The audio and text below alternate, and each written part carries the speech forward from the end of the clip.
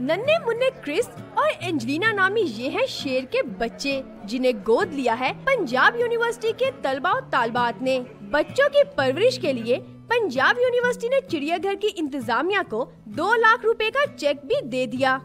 एक टोकन और एक सिंबॉलिक एक्टिविटी है जानवरों की कंजर्वेशन के हवाले से।